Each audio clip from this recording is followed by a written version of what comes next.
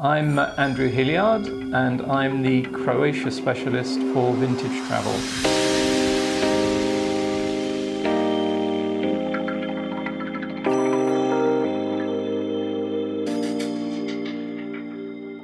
It's just the most beautiful country, and Istria in particular is physically gorgeous.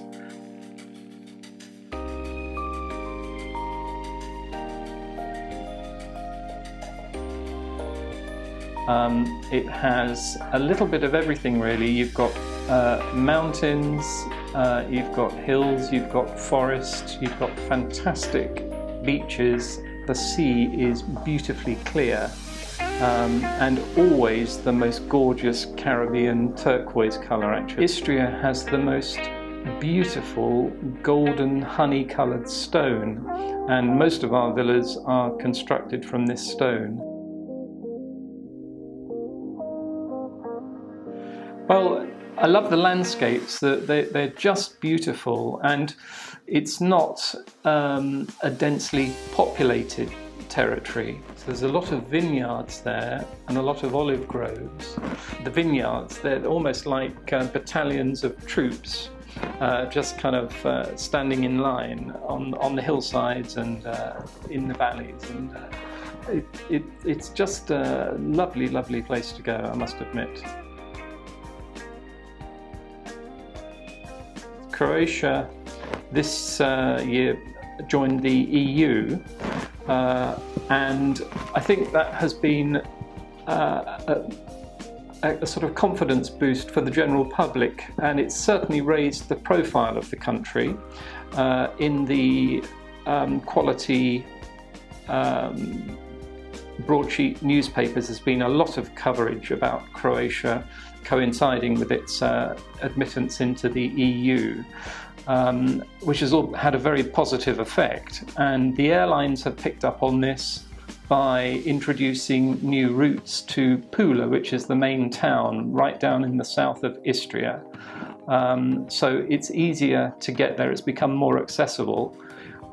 You can fly from a number of different airports in the UK, and it's also a destination that we have clients driving to, some from the UK, but we also have clients from continental Europe who drive there as well.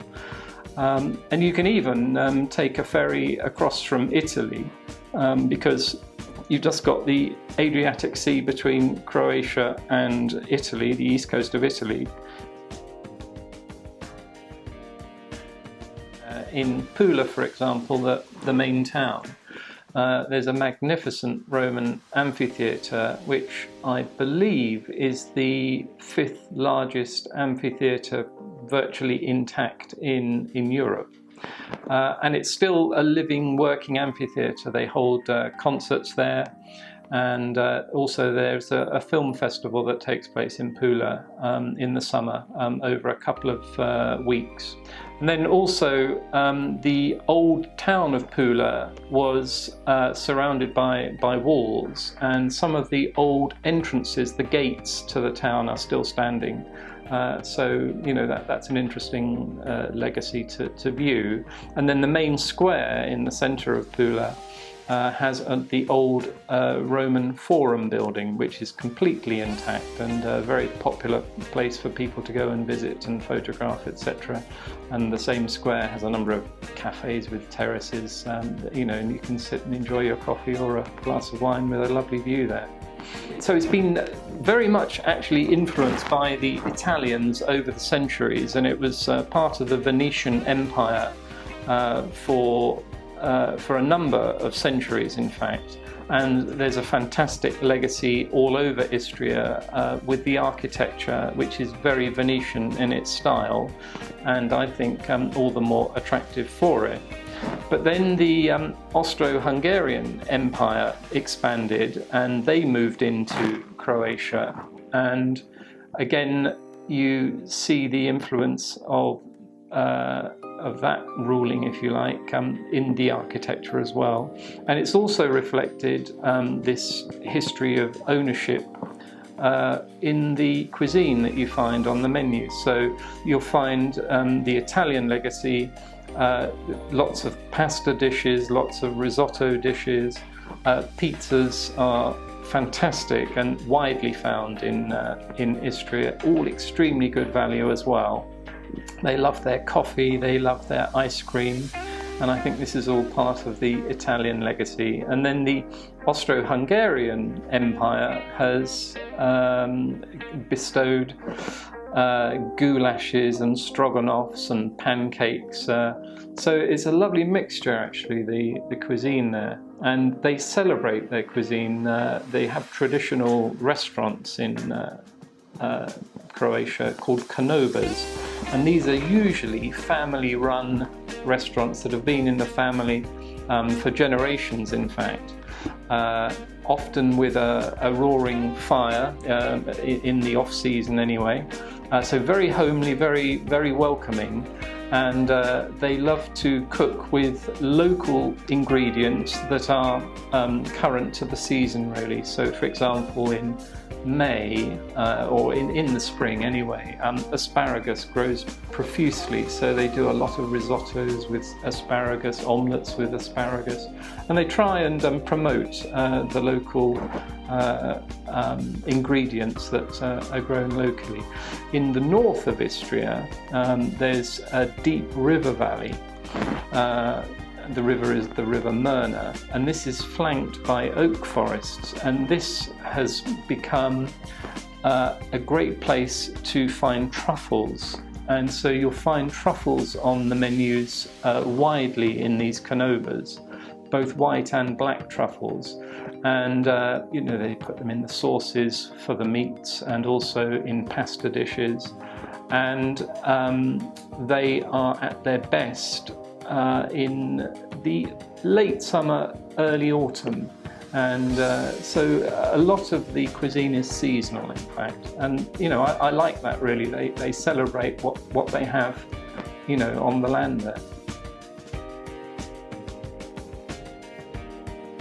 So the population of Croatia is about 4.5 million, and Istria, the region that Vintage operates to, I believe that the population is, the stable population, if you like, is about 100,000 people.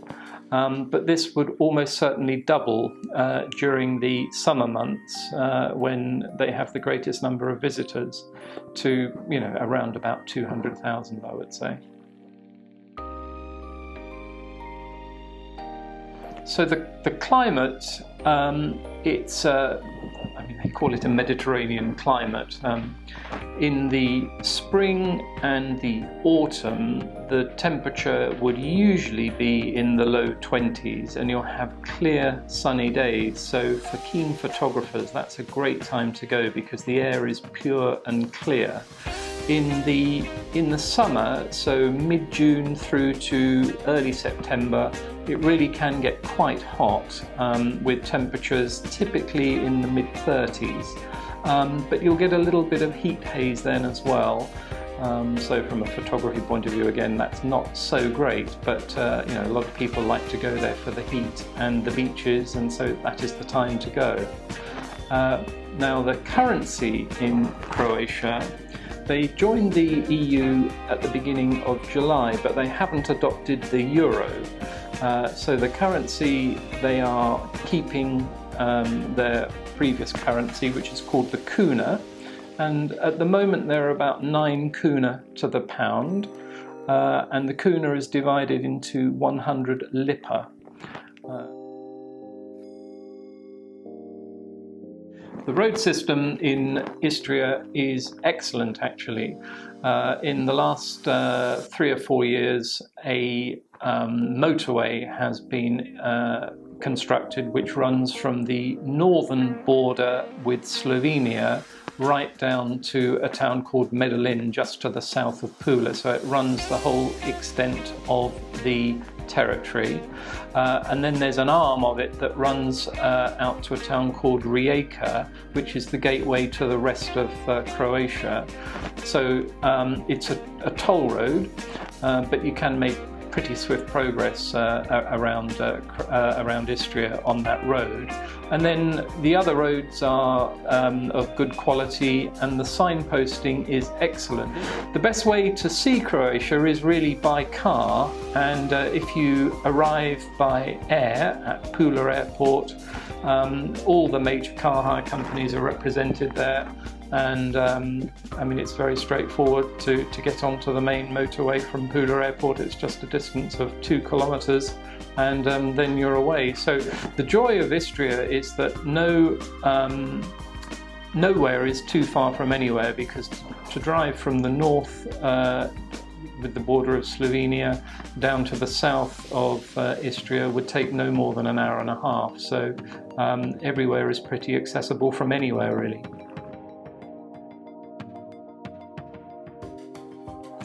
Language in Croatia is Croatian. For the visitor, it's a pretty impenetrable language.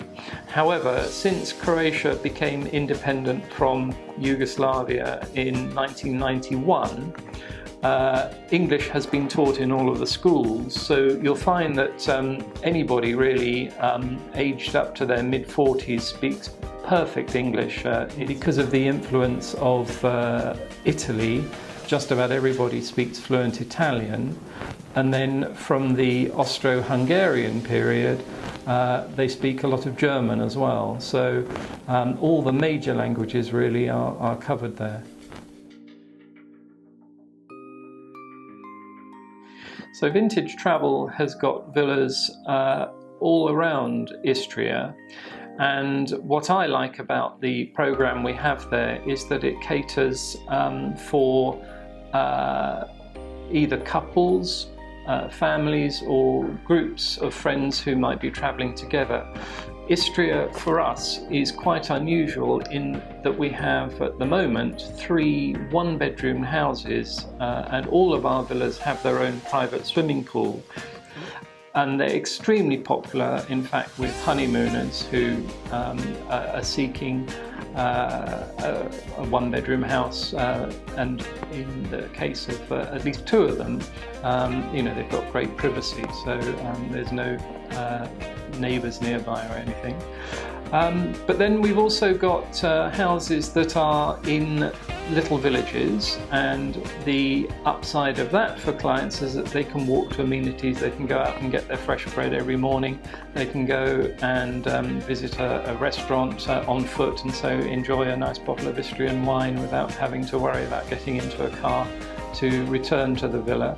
And then other villas that we have are more isolated, but almost without exception with sensational views. And for me, that's the key to Istria. A lot of them have got views over the vineyards that I've mentioned and the olive groves. And for me, that is quintessential Istria, actually.